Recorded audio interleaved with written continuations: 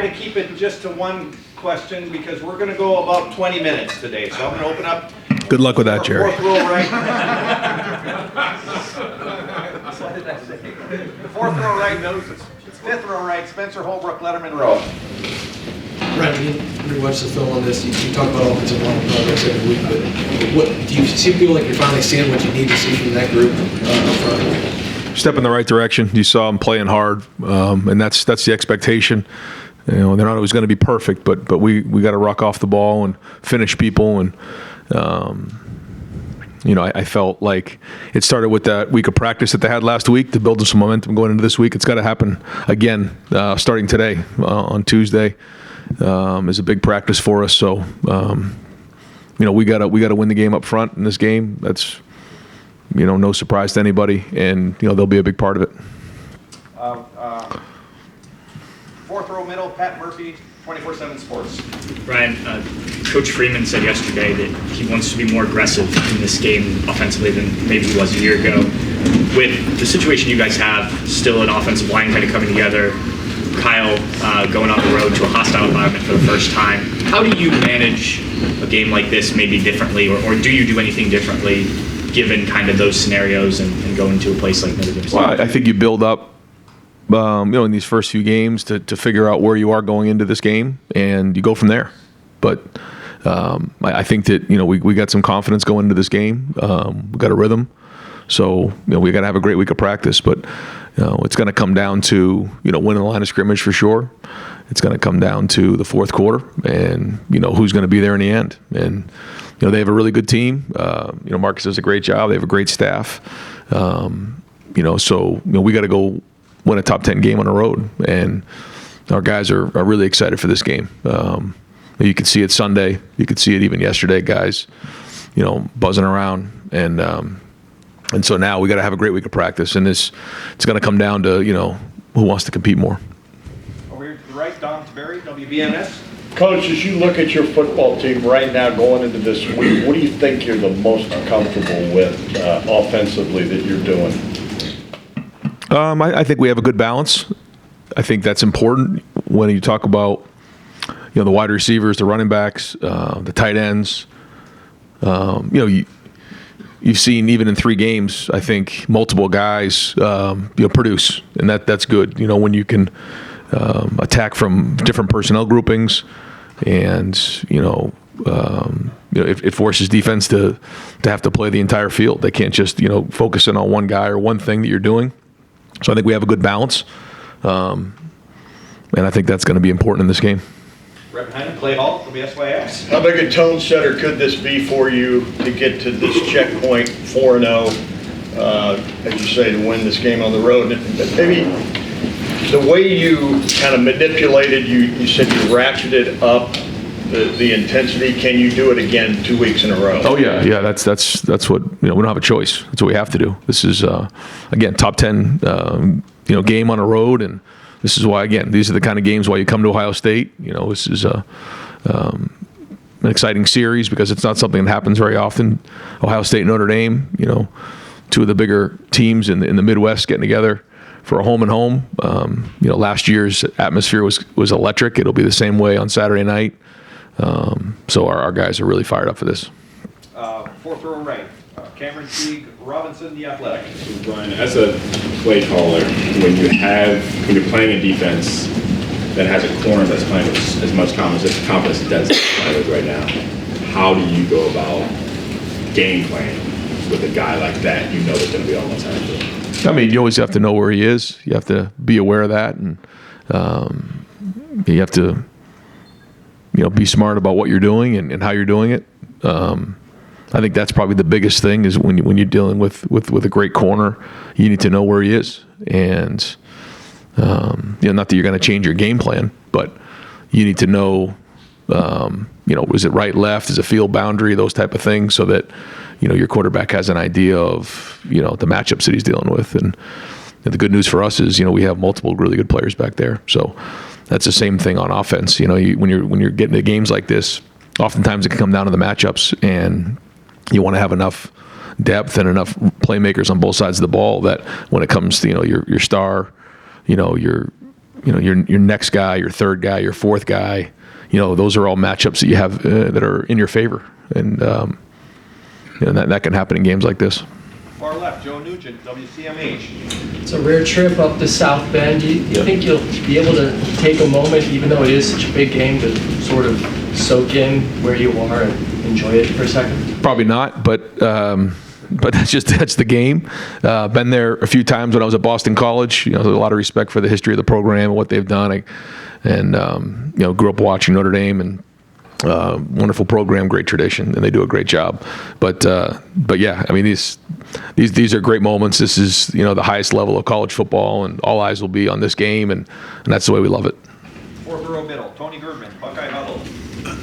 Ryan, what were you most pleased with leaving the field last week, offense or defense, knowing what you're dealing with this weekend? Just the energy and the passion and the intensity that we played the game with. Didn't even remember exactly what the score was, but I remember how some guys played in that game, and just the overall intensity was there, and the challenge was there. So that's got to lead into this week, and that was what we tried to get done, and so now it's got to mean something here on Tuesday, and we got to take the next step, got to continue to ratchet it up, because this is a bigger challenge. Front row middle, Dave Biddle, 24/7 Sports. Ryan, I want to ask about James Laurinaitis. Just what impact has he had on the defense overall, and especially this week? How much can he help with him having been there last year? Yeah, I mean, not as much as you'd like to think, but he's done an unbelievable job since he's been here. He's helped out a ton. Being a graduate assistant, he's an accountable coach. Knows what it's like to walk in the shoes of an Ohio State football player, and he's played in the NFL, and he's got great experience that he can share with our guys, and our linebackers really enjoy that. So he's been a great addition to the staff. Second row right, Bill Landis, the podcast, Rivals. Right. How would you evaluate, I guess, Kyle's decision-making and processing? I was assuming you're giving him more and more each week. How has he kind of handled, I guess, putting more on his plate every week? Yeah, I think he's growing each week. I think he saw that, and not that everything's perfect, nothing is, and I think this week will be a big challenge to see where we're at. But it's been a gradual build up for our whole team, and for him to this point. And so now it's time to go play and see what we got. But we got to do a great job. Again, I keep saying it. These next couple of days to really prepare. I think I've told you before. I get more worked up for Tuesday, Wednesday, Thursday than I do for the game. We got to really be on point today, and have a great practice. Second row middle, Stephen Means, Cleveland.com. You brought up the CJ Oregon game a couple of times when we talked to you about the 54 pounds is just putting way too much on CJ's plate, and whether it's how you game plan, how you call plays, whether it's production of other position groups, the defense. Are you more confident that that won't be the case on Saturday with having to put too much on Kyle's plate this early on in his career as a starter? And what does that look like in making sure that doesn't happen? Yeah, I mean, I think Kyle's, he has to go play the game, and we have to do whatever we can to win the game. That's the bottom line. Whatever that looks like, we're always looking for balance. We want balance. There's certain times where, like last year, we ran the ball a ton down the stretch, and where we're good with making 5 or 6 yards a carry. But then there's also times where you got to throw it more because of what they're doing and how the game's playing out. So we have to be able to pivot either way, whatever it takes to win the game. Right behind him, Andy Andrews, 11 Warriors. Yeah, you talked about, after the Georgia game last year, being more expressive, emotional on the sideline in certain big games like this. So on Saturday, how do you plan to strike that balance between showing that emotion, providing that intensity to the team, and also staying poised when you need to and being calm? Yeah, well, I think it's just the overall, team approach. Even last week, you could see guys were, into the game. The sideline was passionate. Guys were. Coach Mick even got a penalty for walking out in the field. But hey, sometimes things got to go down. You know what I mean? That's our mentality as a team. It isn't just the leaders. It isn't just the coaches. It's everybody. And that's the way we're going to be this week. Front row right, Tim May. On 3, the Tim May Show. Thank you very much. So hope the refereeing crew from that DeSales Reedy game doesn't show up, right? That's a little joke there. Kind of a two-pronged question, but it dovetails. The feeling you talked about after that game at Georgia, against Georgia, in Indianapolis about just feeling, hey, just go out and let it all hang out kind of approach. Do you have that confidence in Kyle that you can take that into this game? And then defensively also, have you seen enough to prove to yourself that this defense hasn't taken the strides you wanted? Yeah, and I think that this is a group that has played in the big stage. They have, the majority of these guys have done that, and they've seen it. Even though Kyle really hasn't, been on that stage, he's seen it. He's been around it. He knows what it looks like. And a lot of the guys coming back from last year's team they've been there before. So that's good going into it. And then, I think you saw last week what we're capable of. And so, yeah, it's all there. And now it's just time to go do it. Right next door, Joey Kaufman, Columbus Dispatch. Ryan, they have this year Notre Dame a new offensive coordinator, new quarterback, obviously, in Sam Hartman. What stands out to you about this offense that they have this year versus where they were a year ago? Yeah, very different. Different coach, different quarterback. You can tell, Hartman is a veteran. He's been around. He's played a lot of football, accurate, very intelligent. A lot of good attributes for a quarterback. He's very good. Won a lot of games at Wake Forest, and obviously he's 4-0 now. Efficient. And I think they're doing a really good job with him. They're running the ball. They're running the ball out of multiple personnel groupings and efficient. I think just a different style of quarterback than when they had, Buckner last year.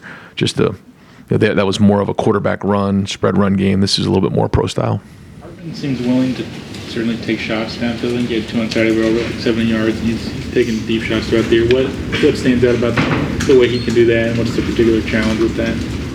Well, I think anytime you deal with a pro style run game, you're dealing with run and play action, and I think they want to establish the run. It's clear, you can tell that. I think Estime is running really well. He's running hard, and then once that happens, it opens up things down the field, and so that kind of goes hand in hand, and they're doing a good job of that. They have a good plan and put it in place, and so that's a good challenge for our defense.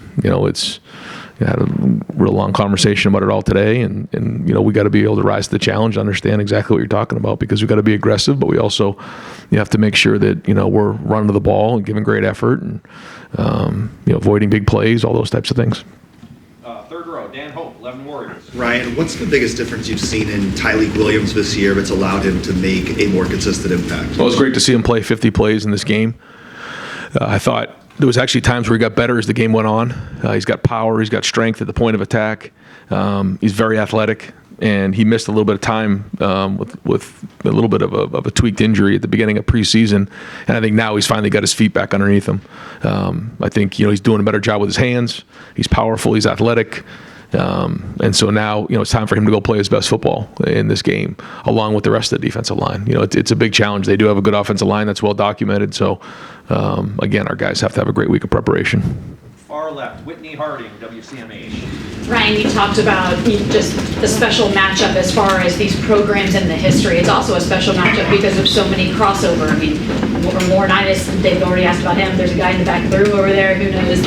Devontae's there. Lorenzo's now here. How neat is that these programs so much crossover? Yeah, I think maybe just because of the location of where we are, and just now that Marcus is there and being a former Buckeye, there's guys from Ohio in the program and vice versa. So we're not in the same conference, but now that we're playing against each other, I guess you recognize those things. But a lot of respect for that program, what they do. They do things the right way, and a lot of good coaches there and good players. Front row, Austin Ward, Rivals, a podcast. Did Mick have dawn patrol or anything for that penalty? No, but he did run like we run on Sundays. You have to run for a penalty. He did do his penance for that. Yeah. Okay. When you prepare, break down film, game plan for Notre Dame, how much in your mind, how much stock, percentage attention would you put on the way they played you last year versus the 4 games that you have to look at now? You take everything into consideration. You watch everything, and you try to do the best you can to project out what you're going to see. Some of it is based on the personnel they have this year. Some of it is based on schematics, things that they've seen this year, things that we've adapted on both sides of the ball. So, different on defense because, the defensive staff is pretty much intact. On offense, different coordinator, different quarterback. So, but, they're a very veteran defense. They have a bunch of seniors on that team, a lot of guys who have played a lot of football, so they know what they're trying to get done, and they force you to move the ball down the field. They don't give you a lot of big plays, and they're very well coached. Second row left, Nathan Baird, Cleveland.com. You were talking before about just the progression that you were seeing from Kyle and the rest of the offense in practice and how that changed your approach on Saturday a little bit. Does tempo fall into that too? Are you starting to see things during the week in that regard that allow you to, I guess, be the offense you want to be more on Saturday? Yeah, I think it plays a big part of the rhythm of the game. There's a give and take to all of this, but when our team is playing with tempo, they find themselves in a rhythm. They find some comfort in that, and so it's a tool that we use. Some games more than others, but you could see on Saturday, how our team got in a rhythm using some tempo. But there was also the big plays, the first play of the drives that were explosives that weren't tempo, that I thought were well executed. But that'll all play into consideration. But it's got to come down to execution. Necessarily a reaction on your part to what you talked about before, trying to create more plays. It was just. Well, I think in last week's game, we knew they were going to throw it a lot and go tempo, so it was less of a concern. Where the last 2 weeks, it was like, how fast can we run plays, because the game was going to be over in less than 3 hours. Last week's game was going to be completely different, so we knew that. This is a matchup game, totally different. You just do everything you can to win the game. Front row, Bill Rabinowitz, Columbus Dispatch. I know you guys didn't look at it this way because you can't, but a lot of people thought the first 3 games were basically a tune-up for this one. You entered the game with a lot of questions on your team. Compared to how you felt heading into the Indiana game, how good do you feel about where you are ready for this challenge? Yeah, I'm glad that we went through those 3 games to get to this point, with, some of the new faces that we had, and we did work out some of the issues, and so I'm excited to get on the field and go play this one now. I think that we have a pretty good idea who our team is and where we're at, and so now it's time to go play. But yeah, to answer your question, we are in a much different place than we were week 1. And last year you did have an experienced quarterback, an experienced offensive line. You still only scored 21 points against Notre Dame. What was it that they did or you didn't do, and how much has that shaped your preparation for this game? Again, I think in matchup games, it really doesn't matter the score as long as you win. I think I get it when you're playing, Western Kentucky, it's a little bit of an eye test there and all that. But in that game, I thought we controlled the ball, we ran the ball, and, the time of possession was really important there. And we won the game. I think that's in that game, that was the right thing to do, now. You just never know what's going to come in this game, how it's going to shake out, what the back and forth is going to be. And, the ultimate goal is to win the game. That's it, and that's what we'll do in this one. But yeah, I think, looking back on that game, there was some things we did well, some things that we could have really done much better. But it was the first game of the year, and, weren't clean on some things, but there were some things that we did do well. Right behind him, Doug Lane-Reese, Kings of Columbus, and the podcast. Ryan, last year Tyler Buckner's making his first start. CJ's back as a year 2 starter. Now Sam Hartman's been around forever. This is still pretty new for Kyle. In general, how much do you think quarterback experience matters in equal talent games on a big time stage like this? Is it a factor? Yeah, I think it's a factor. Yeah. How much one, I think, Kyle's been around. He hasn't played a whole bunch of football, but he has been around. He's seen it, so he's older and more mature than maybe a freshman who's coming in the same situation. But no, I think experience does play a part of it. It's not the number one thing overall. There's a lot of other things that come with it, but I do think it's significant. And you have to play the games whenever you play them. Last year it's week 1. Right. Now you've played 3. They've played 4. It feels like you just feel like more about your team, right. Maybe more about the opponent when a big time game like this is a little bit later in the schedule. Yeah. Is that true? Yeah. They've played 4, we played 3, so it is a different approach than it would be for game 1. Yep. Fourth row, Andy Backstrom, Letterman Row. Right, I know you said this game's decided at the line of scrimmage, but that Notre Dame back end is playing among the best in the country right now. What stands out about that group to you? Again, some guys who played a bunch of football. I think both corners are playing well. The safeties are playing well. I think the linebackers are excellent. They've seen a lot of football, played a lot of football. They're good players. There's some NFL players on that defense. They're well coached. Again, they don't give you a lot of freebies, not a lot of missed assignments. They tackle well, they're physical, so it's exactly what we expected. So we got to go play well. Far right, Adam King, WBNS. I know you named Kyle the starter to kind of gain confidence on the field, but off the field, I know it's just been a week. Have you seen the locker room? Have you seen Kyle change and kind of grow now that he is the guy? I think so, yeah. Yeah, I think you've seen a little bit of a different approach. He had his best week of practice last week. Whether that was a coincidence or not, I'm not sure. But we'll see going into this week. But I do. I thought he graded out really well. On Saturday, and hopefully he's going to play his best football here this week. But I think that there was a little pep in his step for sure. Right next door, Andrew Gillis, Cleveland.com. Building off of Andy's question, with Benjamin Morrison for Notre Dame, what stands out to you when you watch him? And are you guys game planning as if he's going to follow Marv around on either side of the field? No.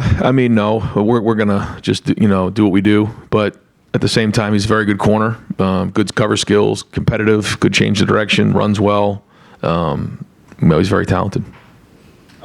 Third row right, Dylan Davis, Delaware Gazette. Treviot's looked really sharp this season. I don't think that's a secret. Is he starting to maybe kind of elevate himself to be that guy you can't take off the field? And I guess, what is the benefit of having that guy going into a game like this that you can ride? Yeah, well, when we need him to play great, his approach has been excellent. His competitiveness every day has been great. I think he's running hard. He's a weapon in a lot of areas, and yeah, that can be a difference maker for us. I thought he ran hard last year's game. He and Mayan both. So again, it's like anybody else. They got to play their best football, but you're seeing, a guy run downhill and make big plays, and he's certainly a threat once he gets in the open field. On the other side of that is Mayan the third guy? Is Chip taking that second spot really? I know you're trying no, we haven't really put any kind of depth on that part of it. We'll still kind of roll the guys, but all are going to play. We're going to thank you, Coach. We're going to wrap it up with a couple of quickies from Tim May on 3. Yeah. Do you like that combination you saw? You're seeing now though with Travion and Trainum. In Trainum, has he surprised you a little bit the way he's stepped up? Came back to be a linebacker. You understand what I'm saying? Yeah, I know he hasn't surprised me because of his work ethic in the off season. He's got real speed. He's got power. He's got want-to. He's got a really good leader, great attitude, tough. And so this was kind of what I thought we would see. And with Hartman, in a nutshell, you could see he's in his 6th year, right? How does it show up? Just poise, decision making, overall command of the game, and then execution. Great. Coach, thank you very much. All right, guys. Yep.